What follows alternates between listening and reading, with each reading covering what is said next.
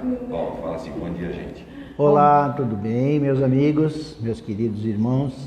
Estamos mais uma vez aqui presentes na Sociedade Fraterna de Estudos Espíritas para mais um estudo do nosso Evangelho segundo o Espiritismo.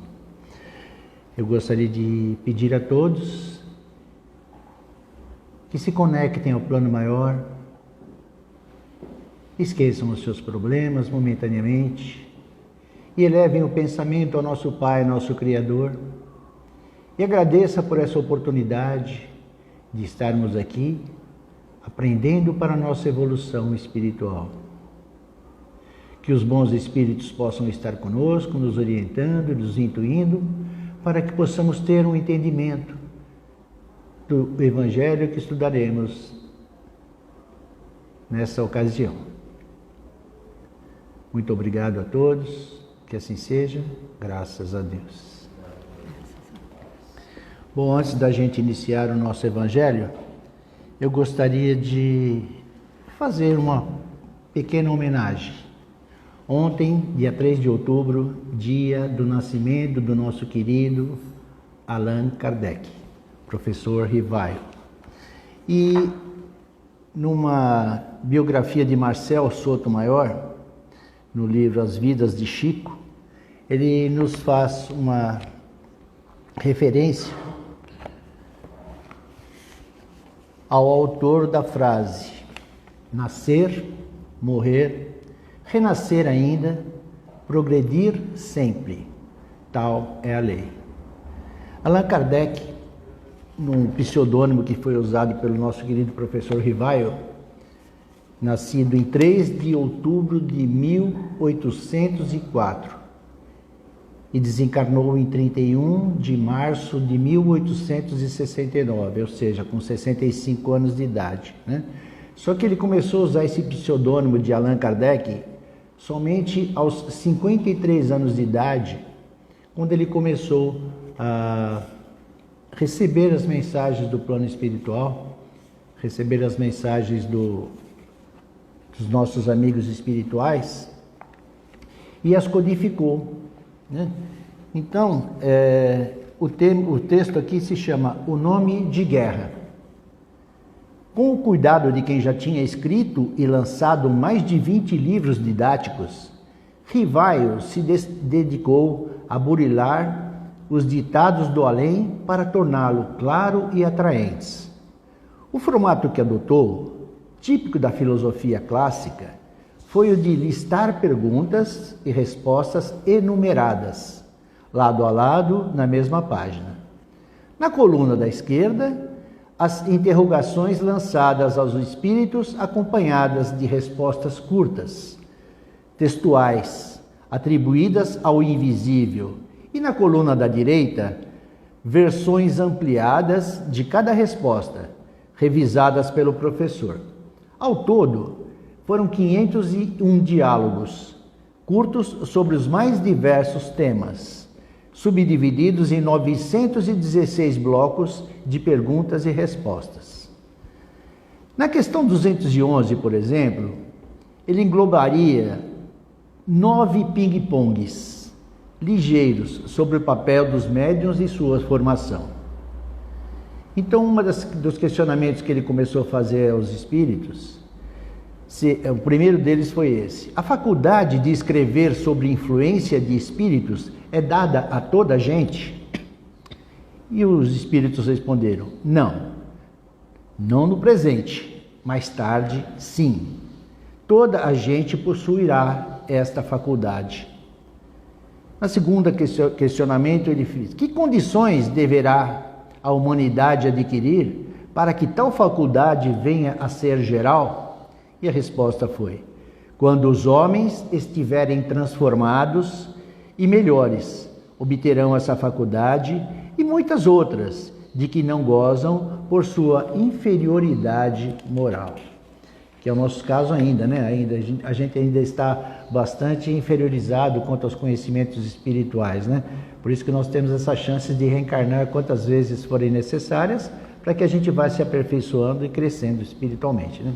Em seguida, uma resposta meio que atravessada, né? A gente sempre acha que quando eu comecei a ler o livro dos Espíritos, eu falo, nossa, esses Espíritos não têm assim uma benevolência para aqueles que estão lhes fazendo perguntas, né? Não, porque eles eram bem objetivos, né? Eles queriam passar respostas claras e objetivas, né? Porque o tempo deles com certeza é bem raro, né? Essa transformação humana se dará aqui na Terra ou não se produzirá senão em mundos melhores? E os Espíritos responderam, acabamos de dizê-lo, ela começará aqui na Terra. Fé, prática, vocação, o que tornaria afinal o homem um médium atuante? A faculdade de escrever é espontânea ou também é suscetível de um desenvolver pelo exercício? E a resposta foi, uma e outra coisa. Ela exige, não raro, paciência e perseverança, pois o que é o desejo constante do médium que ajuda os espíritos a vir impor-se em comunicação conosco. A fé é necessária para se adquirir a faculdade de médium escrevente? E a resposta veio, nem sempre. Muitas vezes, com a fé, não se escreve, e sem ela se escreve. A fé vem depois, isso depende dos planos da providência. Rivaio tentava ser o mais didático possível, para atingir o maior número de leitores, crentes e descrentes, iniciados e leigos. O médium escrevente jamais tem consciência do que escreve? Mais uma pergunta. E a resposta, jamais não é o termo, pois acontece muitas vezes que ele vê, percebe e compreende enquanto escreve. O diálogo 211 incluiria ainda outras duas questões sobre a escrita e às vezes ilegível dos médiuns. Quando o escritor é indecifrável, de que modo o médium pode ler ele próprio? E a resposta foi, por uma espécie de lucidez ou então um espírito que lhe revela. E mais uma pergunta. Em que conclusão podemos tirar da mudança de caligrafia da escrita do médium? Espíritos diferentes se comunicam, foi a resposta dos espíritos. Esse diálogo entre vivos e mortos ocupariam 176 páginas, divididas em 24 capítulos em sua primeira versão. O trabalho avança rápido e livre de pancadas invasoras no meio da noite, né? Então a gente sabe que a comunicação com os espíritos começou através das pancadas das mesas girantes. E nessa ocasião que o professor Rivaio começou a receber os esclarecimentos diretamente da espiritualidade, já foi através de escrita, através de médiuns, né? Existiam várias médiuns na ocasião, quando eles faziam as reuniões, e ele passava as perguntas às médiuns e elas respondiam, e já era transcrito, já era psicografado, né? No dia 17 de junho de 1856, o Espírito da Verdade, que todos sabem quem é, né? Voltou à cena na casa das irmãs Baudin para recomendar novos ajustes e cuidados, né? Eu estava falando aqui que foram 176 páginas, 24 capítulos, e eu falei que eram 501 questionamentos que foram inicialmente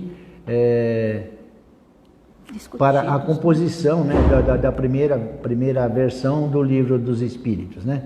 E hoje nós já temos um livro mais completo, que depois foi complementado de acordo com o Espírito da Verdade nos solicitou a Kardec.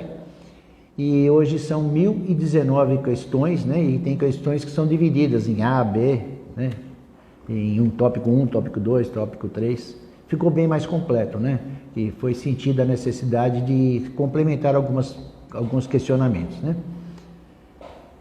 O que foi revisto está bom, mas quando a obra estiver acabada, deverá tornar a revê-la, a fim de ampliá-la em certos pontos e abreviá-la em outros. O Espírito da Verdade tem que ser respeitado, né? Afinal de contas, sabemos que se trata do nosso querido Mestre Jesus, que veio passar esses complementos ao nosso querido Rivaio. Se dependesse só de Rivaio, o livro seria bem mais longo, mas de acordo com o guia, ele deveria aguardar determinadas revelações para um momento mais oportuno, quando o leitor estivesse preparado para lê-las, né? O primeiro livro da codificação espírita, que ao todo a gente divide, recebemos 5 deles, né? O primeiro deles foi o Livro dos Espíritos. E só posteriormente ele fez o Livro dos Médiuns, o Evangelho segundo o Espiritismo, a Gênese, o Céu e o Inferno, e posteriormente temos também um volume de obras póstumas que foi composto pela viúva, né, do então professor Rivaio. E a mensagem terminava com conselhos táticos ao combatente. Vê, observa, sonda o terreno, dispõe-te a esperar e faze como o general cauteloso que não ataca senão quando chega o momento favorável. Com a devida cautela, Rivaio deixou para escrever por último o texto da apresentação do livro. Chegara o momento de dar o nome e sobrenome à nova doutrina, e ele dividiu com os leitores a lógica desse batizado. Para coisas novas, é preciso ter palavras novas. Iniciou o prefácio com cuidados de um pedagogo. Afinal, Rivaio havia estudado com Pestalozzi e, pelo que consta, aos 12 anos de idade já estava ajudando Pestalozzi a doutrinar os seus pupilos, né? Ele era bem precoce, né? Realmente, depois mais para frente nós vamos explicar isso, né? Com a devida cautela, Rivaio deixou para escrever por último o texto da apresentação do livro. Chegaram o momento de dar nome e sobrenome à nova doutrina, e ele dividiu com os leitores a lógica desse batizado, né? As palavras espiritual, espiritualidade, espiritualista, espiritualismo já tinham significados bem conhecidos desde a antiguidade. Os espiritualistas, opostos aos materialistas, acreditavam que o corpo é mais do que mera carne, mas nem todos apostavam na existência de espíritos ou na possibilidade de comunicações com o chamado mundo invisível. Verdades defendidas pela nova doutrina. Como chamar então essa nova corrente espiritualista? O nome veio a público pela primeira vez, impresso em papel, na introdução do Livro dos Espíritos. Em lugar das palavras espiritual e espiritualismo, empregamos para designar essa referida crença os vocábulos espírita e espiritismo, né? Muita gente se diz espírita. Todos nós sabemos que espírita é somente aqueles que seguem a doutrina criada por Kardec, ou seja, codificada por Kardec, né? Outras crenças que a gente tem conhecimento, a Umbanda, Candomblé, enfim, que se dizem religiões espiritualistas, não são religiões espíritas, né? Espírita somente a nossa que a gente segue, né? A seguir, uma definição sucinta que o professor iria aprofundar e defender em novos livros e artigos. A crença espírita ou espiritismo consiste em acreditar nas relações entre o mundo físico e os seres do mundo invisível ou espíritos. Os créditos impressos na capa do Livro dos Espíritos não deixariam dúvidas quanto à autoria da obra, escrito e publicado conforme o ditado e a ordem de espíritos superiores. E até mesmo a ilustração de abertura da primeira edição seria obra do além, uma espécie de logomarca, ou melhor, um símbolo da nova doutrina, desenhada por uma das médiuns. Em vez de a cruz católica, a cepa da vinha, né? Quando vocês pegam os livros da doutrina de Kardec, vocês veem que tem um raminho de uva, né? que tem o caixinho de uva, e eu também não sabia, fiquei conhecendo agora depois de eu ler essa obra, que maravilhoso esse livro, né? Livro dos Espíritos. Tem. No Livro dos Espíritos, que a gente começou a ver essas obrazinhas. Eu falei, mas por que tem uma cepinha de uma uva, um caixinho de uva? E eu vou explicar para vocês aqui o que está escrito no livro, né? Até mesmo a ilustração, né, conforme expliquei, foi feita através das médiuns, né? E o que significava? O símbolo dessa criação. A vinha, né, a cepa da vinha simbolizava a criação do homem por Deus. O corpo é a cepa, a alma é o bago e o espírito é o vinho. Olha que definição maravilhosa, né? Você tem que ter primeiro a vinha, né, para nascer, para depois você tirar como é que chama? O bago, né? Tirar o bago, que seria a nossa alma, né? Que é a que nós estamos aqui dentro de nós, que somos almas, né? E somente depois do desencarne passaríamos a ser considerados novamente como espíritos, quando na nossa volta ao mundo espiritual. Então a campanha de marketing estava lançada, estava pronta. E o professor não seria nada comedido ou cauteloso, como recomendava o Espírito da Verdade. Ele foi um pouquinho contra o que Jesus passou para ele, né? Ao vender o conteúdo do livro num longo subtítulo. Ou seja, ele escreveu: os princípios da doutrina espírita sobre a natureza dos espíritos, as suas manifestações e relações com os homens, as leis morais, a vida presente, a vida futura e o destino da humanidade. Olha, um texto de um livro desse você já nem, né? Antigamente você nem comprava. Caramba, se o texto é desse tamanho, imagina o livro, né? Já assustou, né? Já assustaria logo de cara, né? De uma vez, só proclamava a nova doutrina, sacramentava a existência de espíritos e anunciava revelações sobre o futuro da humanidade, sem mencionar as vertiginosas e já um tanto entediantes mesas girantes, né? Então já não estava mais naquela fase da brincadeira de salões, que seriam as mesas girantes, e sim já da comunicação direta com os espíritos superiores, que teriam muita coisa a nos passar, a nos informar, né? Mas quem procurasse as iniciais do discípulo de Pestalozzi, logo abaixo do subscrito, não a encontraria.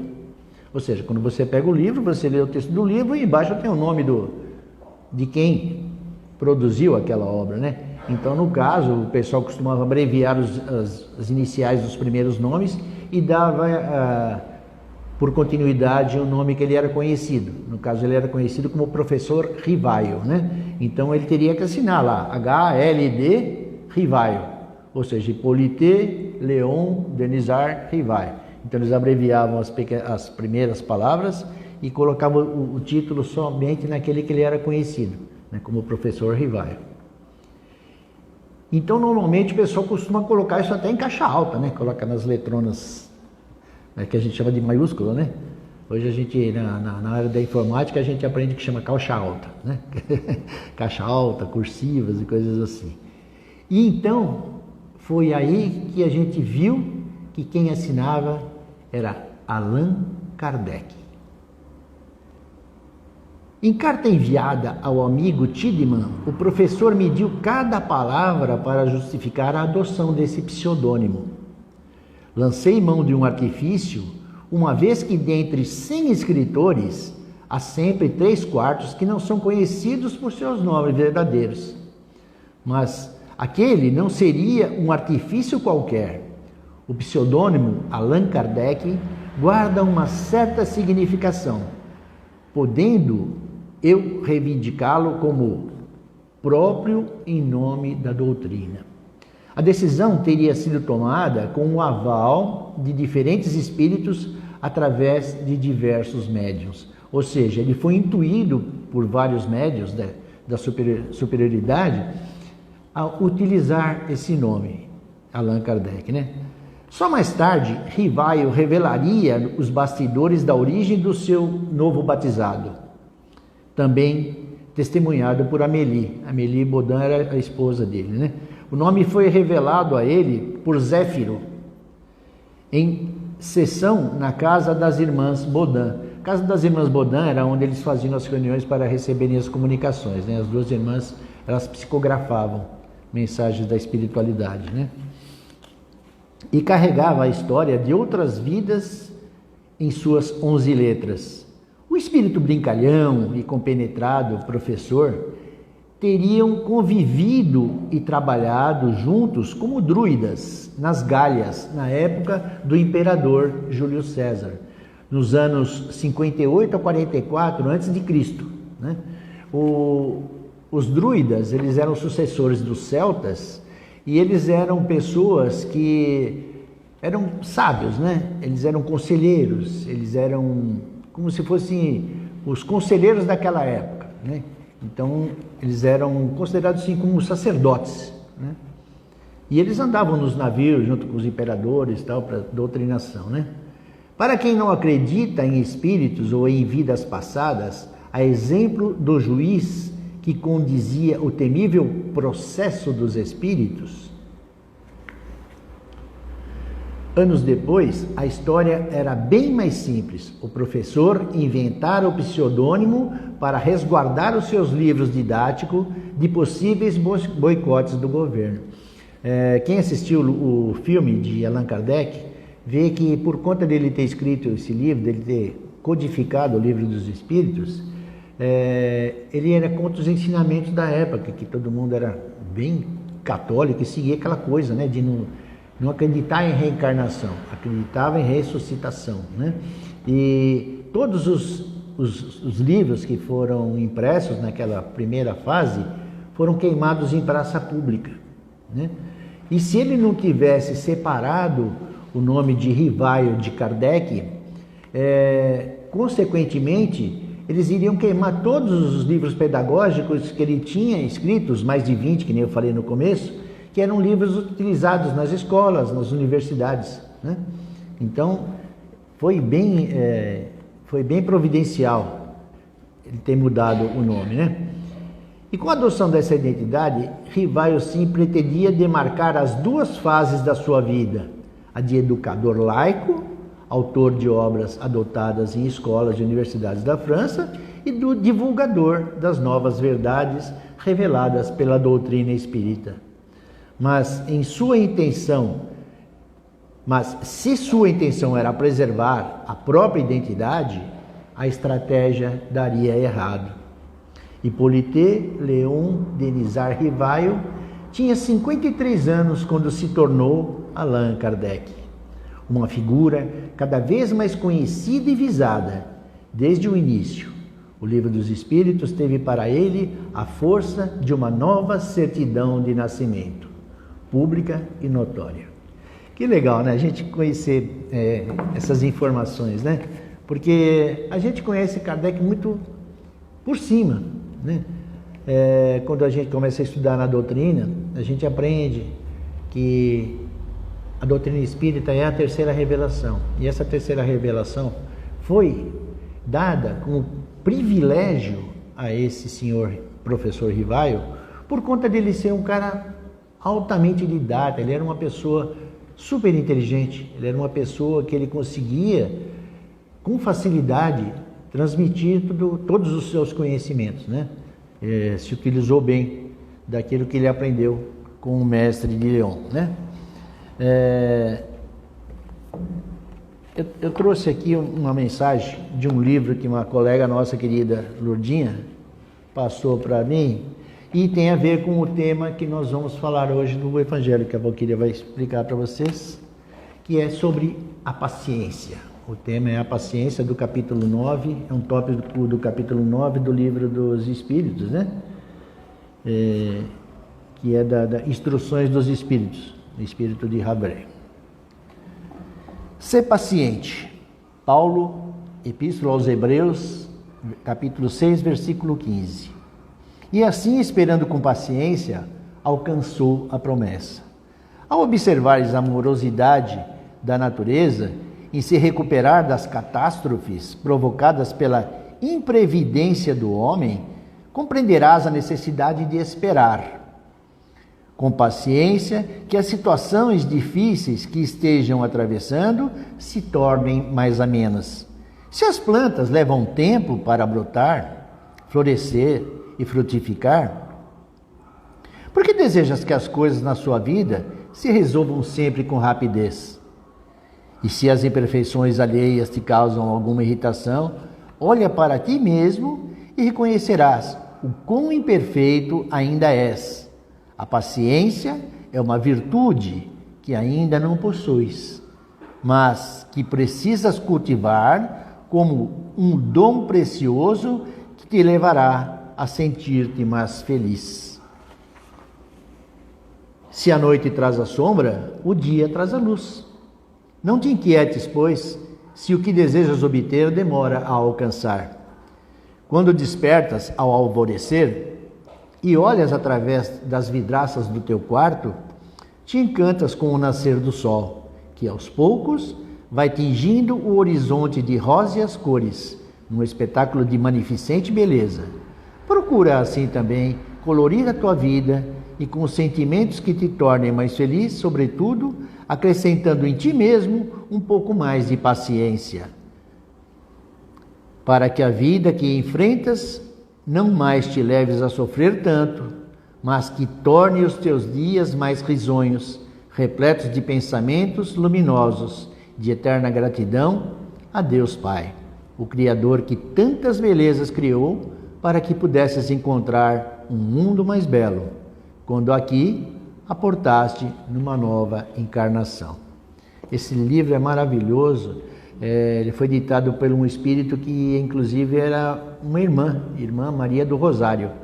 E o título é Felicidade é algo que se aprende, né? Então, se algum de vocês estiverem interessados, podem fazer as suas encomendas, porque a nossa biblioteca física ainda está fechada, né? Mas virtualmente nós estamos atendendo pedidos daqueles que fazem. Então as pessoas ligam, né? Eu, como estou agora diretor de livraria, eu estou aceitando as encomendas e marco uma data posterior para vir entregar para as pessoas aqui na casa mesmo, tá bom? Bom, agora eu já falei bastante, né? Por isso que eu pedi para falar antes, senão ela não ia me cortasse, né? Mas agora a Valquíria vai passar o ensinamento da manhã, que é sobre a paciência. Então, bom dia a todos, né? Que bom estarem aqui e nós também. Muito, muito bom. Lentamente, devagarinho, né? Nós vamos retornando às nossas atividades. E isso é maravilhoso. Vamos seguindo as regras, não é? Que têm que ser aplicadas para podermos ter saúde para frente, para continuar nosso trabalho, não é? Porque pandemia não é uma coisa que se brinca, então temos que lidar bem com isso. Bom, e o nosso tópico de hoje, o nosso assunto de hoje é do capítulo 9, né? Bem-aventurados os mansos e pacíficos. E o tópico é bem pequenininho, engraçado, né? É bem pequeno, mas exige de nós bastante força para ter paciência. Perdi a paciência com fulano, com ciclano. Aí a gente ouve assim, o que é que a gente perde uma coisa que não tem? Então, nossa, aí li em outro lugar que paciência, assim como aqui, é uma coisa que se cultiva, que se alimenta, não é? Que a gente vai adubando.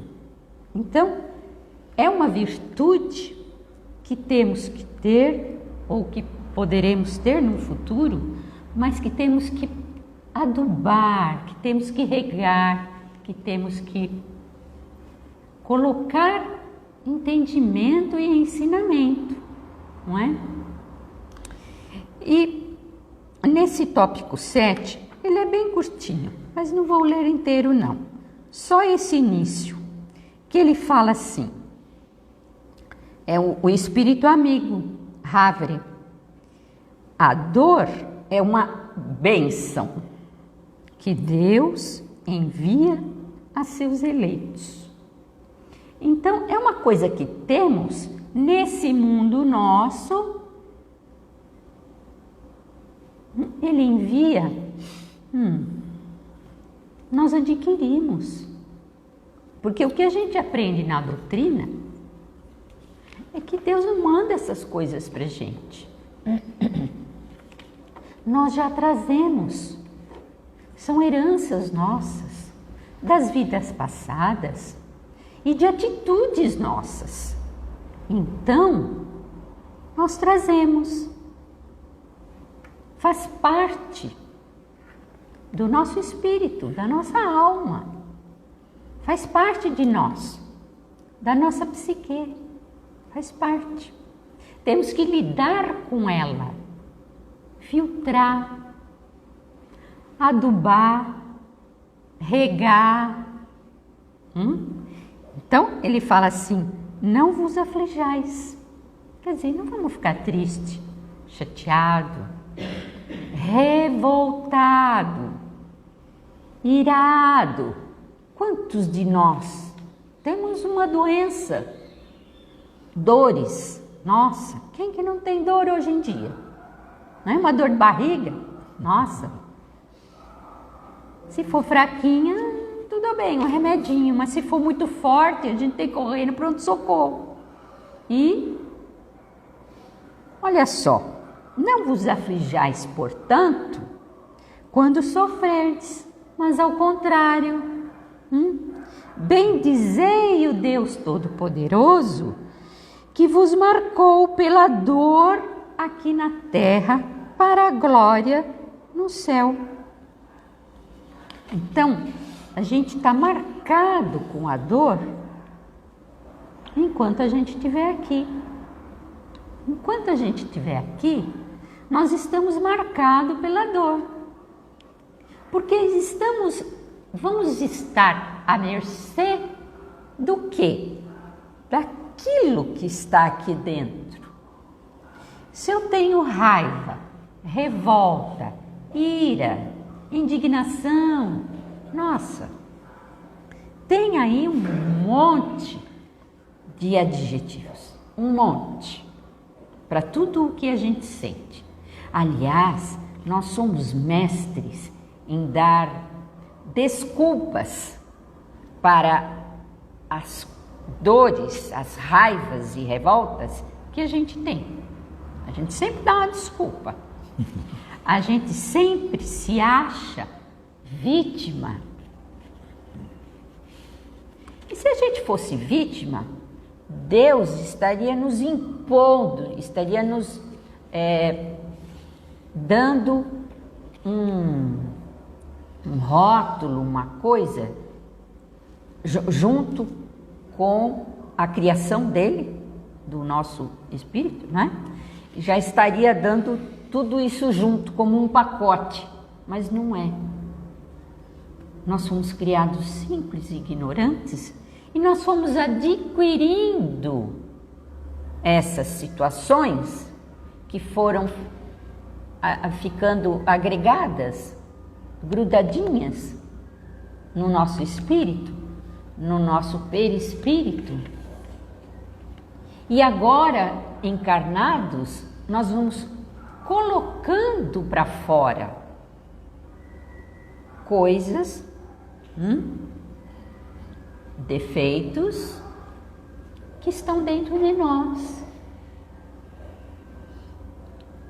e que temos que pôr para fora, sim, para a gente se olhar num espelho, para a gente perceber aquilo que a gente tem de ruinzinho e lapidar, aparar as arestas e melhorando.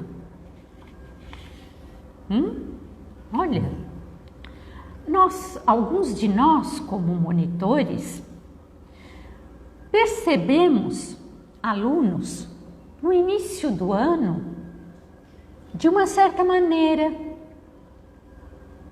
com alguma raiva da vida, de Deus, de situações, arrogâncias, revoltas, mas que no decorrer do ano, aprendendo com os livros da doutrina, no final do ano eles estão falando diferente. Tendo atitudes diferentes, né? Com atitudes diferentes. Com postura, até postura, no olhar, no sentar, no falar, diferente de quando iniciou o ano.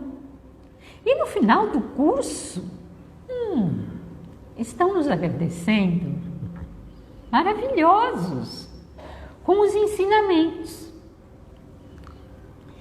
E tem a palavra paciência. A gente foi dar uma olhadinha para ver O que significa paciência? qual é o significado da palavra paciência. É a ciência da paz. Então, como é que se adquire, como é que se desenvolve a ciência dessa situação, né, dessa virtude dentro de nós, né? Chico, ele falava, claro, e ele tinha que ter mesmo, ele tinha disciplina, né? Talvez mais, disciplina, ele tinha. Então, assim, uma delas era a oração, durante o dia, de manhã, à tarde, à noite, ele tinha seus momentos de conexão com a espiritualidade. E o que ele pedia? Ele dizia que ele pedia coragem e paciência. A gente tendo a paciência, nós vamos ter coragem, adquirir coragem também. Nós vamos nos colocar junto com a espiritualidade para que nos, né, aqui na nossa mente, recebendo o carinho. Já imaginaram se os nossos mentores, o nosso anjo de guarda, ou chamam como quiserem, se eles não tivessem paciência com a gente, como é que seria? Nossa! Eu não sei onde a gente estaria, mas provavelmente eles não estariam com a gente, estaríamos sozinhos. Abandonados, né? Abandonados na selva. Não ia dar certo, gente. Então, olha a bondade de Deus, mais uma vez. Então, o que os livros nos ensinam, nos explicam, que os nossos mentores, nossos amigos espirituais, alguns parentes e todos e tudo mais, tem com a gente o quê? A ciência. Que quando a gente está muito enganado, muito errado, muito, eu diria, equivocados, não é? Eles só dão uma distanciazinha, ficam aguardando um momento de nós nos conectarmos com eles e nos serenarmos. E pedindo, né, a ajuda deles, pedindo coragem, paciência, pedindo. E aí eles se achegam e vão aqui, passando para nós, intuindo o quê? A coragem e a paciência. Para quê? Para a gente superar as nossas dificuldades, as nossas situações, nossas pedras no caminho. É aí que nós vamos fazer? Dar um chute na pedra? Vamos dar uma voltinha? Vamos dar uma puladinha? Não sei. Depende. Depende da nossa conexão, depende do amigo que estiver perto de nós. Nós vamos ter o quê? Uma intuição de como fazer para pular, dar a volta, chutar ou, como a gente costuma dizer, remover, fazer uma limonada com aquele limãozinho. Eita, nós! E se as pedras foram colocadas no nosso caminho, a gente tem que aproveitá-las para construir nosso castelo, né? Não é? Então, assim, vamos o quê? Construindo esse entendimento dessa virtude que se chama paciência. Olha só. Mas isso é só uma vez por ano? Não é não. Não é só uma vez por ano, não. É todos os dias. Todo momento. Todo momento. Porque vocês acham que a espiritualidade inferior, nesse momento de transição do nosso planeta e do povo também, eles vão chegar só uma vez por semana, uma vez por mês perto da gente para nos alimentar aqui, o nosso lado mal, o lado negro da força? Eles não vão estar assim, não, só nesse... Eles estão apostos 24 horas por dia, plantonistas. Quando não está um, está o outro, eles vão trocando seus plantões, assim como os médicos nos hospitais. Eles fazem isso, eles vão trocando, eles têm os plantonistas, que, né, se a gente não tem uma raiva pelo fulano, pelo ciclano, pelo beltrano, a gente tem assim um pezinho de descontentamento, um pezinho de antipatia, pronto, é por esse lado que eles entram, é por esse lado que eles vão alimentando, por esse lado que eles vão nos deixando com um maior poder de força inferior, de força negativa, do que o poder da força positiva do nosso amigo, do nosso mentor, do nosso anjo da guarda. Essa é que é a questão. Qual lobo você alimenta que está dentro de você? Não é aquela história indígena? Qual lobo você alimenta? O mal ou o bom? Então, qual amiguinho você alimenta? O mal ou o bom? Para qual eu dou mais corda, mais trela, mais ouvidos? Para qual eu deixo entrar dentro de mim e vir aquela força de ódio, de raiva?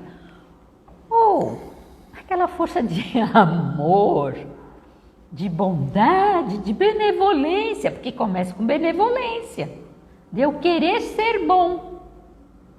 Quero ser bom? Então eu alimento a vontade de ser bom. Se eu quero dar este copo, eu dou esse copo. Na próxima, provavelmente, eu vou ter 2 copos. Aí eu vou poder doar 2 copos. E de coração. De coração. Se eu dou uma moeda no semáforo, ou no trem, no metrô, depois eu vou doar 2 moedas, eu vou ficar pensando, porque sim, vem, ele vai usar isso para droga, ele vai usar isso para uma série de coisas ruins, mas também é a oportunidade dele também enfrentar o lado bom e o lado mal dele. Se eu não fizer isso, eu também não estou dando chance a ele de fazer isso. Ele tem o poder de escolha, livre-arbítrio. Ele tem o poder de escolha, assim como eu tenho também, de determinadas maneiras. Eu tenho um poder de escolha. Todos temos. Até aquele que está inerte numa cama, ele também tem poder de escolha. Uma pessoa numa cama pode estar parado, sem poder se mexer. Ele vai pelo menos abrir a boca para receber o alimento, ou fechar, e não querer receber nenhum. Tive prova disso. Eu não quero mais viver. Eu não quero mais. Não quero. Mas pai, eu não quero, filha. Eu quero ir embora.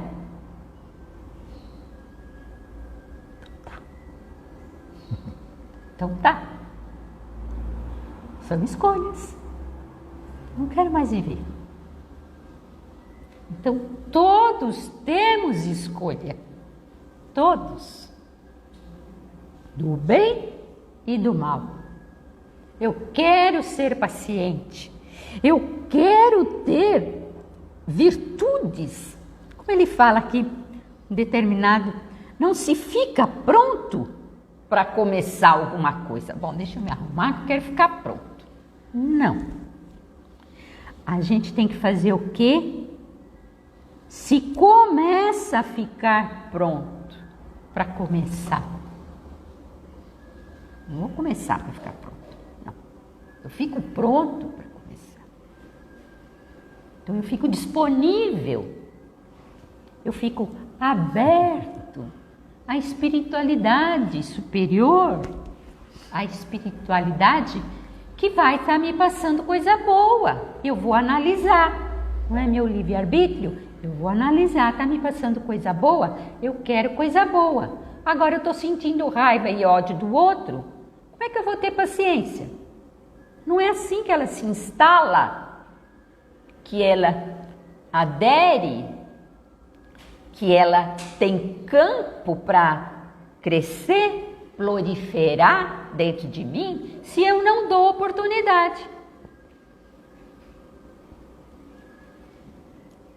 Então, é um exercício de autotransformação, tá bom? É um exercício de autotransformação. E isso faz com que a gente faça o quê? Com que a gente pense no seguinte, da gente fazer evangelho em casa, tem evangelho em lives, tem palestras diárias, Instagram, YouTube, Facebook, montão. Escolha o seu espírita favorito e ouça, porque todos os dias tem lives, né? Todos os dias tem centenas.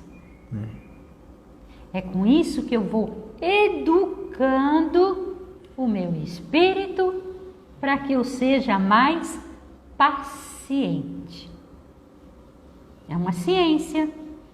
Estamos aprendendo e melhorando. Tá bom? E agora com o encerramento, eu vou passar um recadinho? Passar um recadinho? Pode passar. Ah, tá. No dia 15/10, quinta-feira, nós vamos manter um plantão aqui na Fraterna para a arrecadação de alimentos para a composição das cestas básicas, né? Então, os nossos plantonistas vão estar aqui das 15 horas até as 19h30. E também eu gostaria de pedir para vocês que, se vocês ainda não estão cadastrados no YouTube, cadastrem a Sociedade Fraterna de Estudos Espíritas no YouTube, né? E aí, se você não pode ver a live instantânea no Instagram, depois pessoal da divulgação, Vanessinha, que está aqui com a gente, Maurão, André, Didi, aí eles vão postar essa nossa live do Instagram no Facebook e no YouTube, tá bom? Bom, então eu vou aqui falar a letra de uma música. E enquanto eu fico falando isso para vocês, vocês vão fechar os olhos e imaginar, trazer para a mente de vocês a figura do Mestre Jesus, para nos conectarmos com a espiritualidade. Chama Ponte sobre Águas Turbulentas.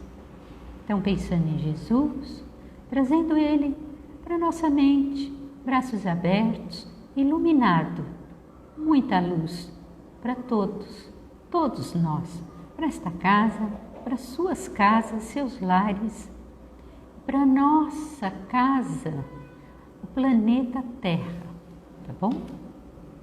Quando você estiver cansado, se sentindo pequeno, quando houver lágrimas nos teus olhos, eu irei enxugar todas elas. Eu estou do teu lado. Quando os tempos ficarem difíceis e os amigos não puderem ser encontradas como uma ponte sobre águas turbulentas, eu irei me colocar ao seu lado. Quando você estiver para baixo, quando você estiver na rua, quando o anoitecer vier tão forte, eu irei confortar você. Eu ficarei ao teu lado. Quando a escuridão chegar e o sofrimento estiver ao redor, como uma ponte sobre águas turbulentas, eu irei me colocar como uma ponte sobre águas turbulentas. Se você precisar de um amigo, eu irei te confortar como uma ponte sobre águas turbulentas. Então, quando precisarmos de um amigo, de alguém que nos ouça os nossos problemas, as nossas dificuldades, as nossas situações difíceis, porque quando falamos sobre elas, várias vezes elas vão se tornando mais fáceis de lidar, mais fáceis de enfrentar. E imagina estando falando delas para nosso Senhor Jesus. Olha, com certeza vamos estar sendo abraçados e acalentados por esse mestre, por esse amigo fantástico, que com certeza é o governador do nosso planeta. Então, vamos sempre pensar em Jesus, nos conectarmos com a espiritualidade. Isso nos ajuda muito. Muito obrigado a todos, que todos tenham um ótimo fim de semana. Que assim seja. Que assim seja. Até a próxima vez. Obrigada.